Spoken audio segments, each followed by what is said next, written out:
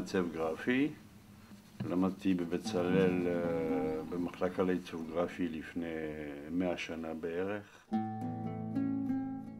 עובד בעיצוב גרפי, ובזמן האחרון נוטש את התחום של קוקה קולה למיניהם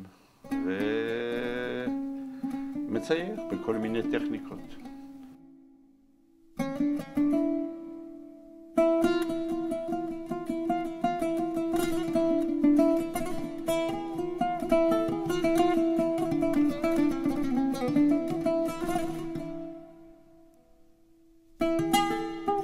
פלטות מעץ, כאשר על אותם הפלטות אני עושה חריטת חום ואחר כך מאבד את המוטיבים המזרחיים בעצם. מוטיבים מזרחיים זה דברים מאוד מאוד מורכבים, מאוד מתוחכמים. יש את החלוקה המתמטית של השטח, יש את המון היגיון, וכמובן נכנס לתוך הדברים האלה את הצבעוניות המיוחדת. אפשר פה? אי אפשר להגיד אומנות זה זה. אומנות זה גם בעיצוב, זה ניסיון של יצירת משחק, כאשר המוטיבים הם מוטיבים מזרחיים מובהקים, והמשחק הוא בעצם על ידי הרכבה שכל אחד יחליט מה מימו, הוא יוכל לבנות איזשהו אובייקט תלת ממד. זה מזכיר את הסיפור של צרפת ואלג'יריה, בזה שמדינת ישראל, שנרצה או לא נרצה, נמצאת במזרח התיכון.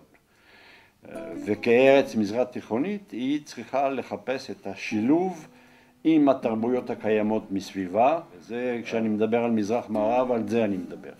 על הצורך בתקשורת, כדי לתקשר צריך לדבר את אותה שפה או לפתח שפה משותפת. אין הבדל בינינו לבין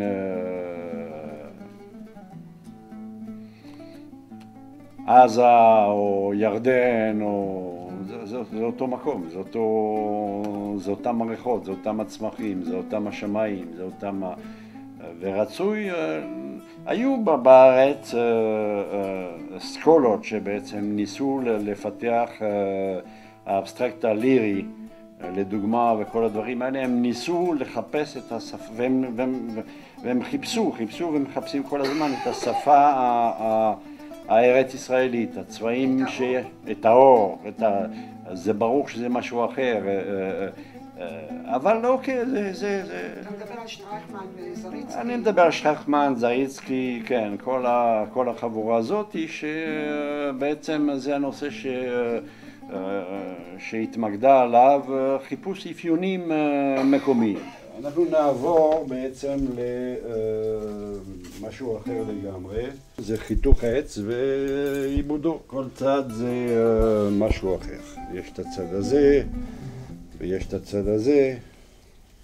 אותה סדרה כאשר היא בעצם מורכבת משני חלקים, זאת אומרת כל צד זה סיפור אחר לגמרי. זה בעצם לקוח משירה של טריסטן זרה, זה הדדאיסטים.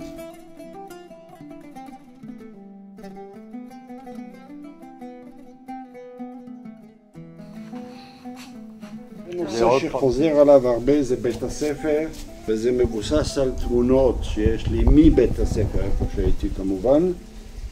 אחד מהדברים המדהימים זה כמה בית הספר לא, לפחות אז, אני לא יודע מה קורה היום, לא מעודד שמחת חיים.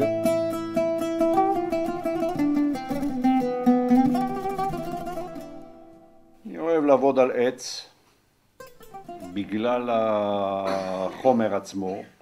טכניקה של חריטה על נייר כרומו שחור, את הלייאוט, את הצורה החיצונית, אני מאבד אותה עם חומצות, זאת אומרת אני מוריד מהשחור כדי להגיע ללבן ולא ההפך.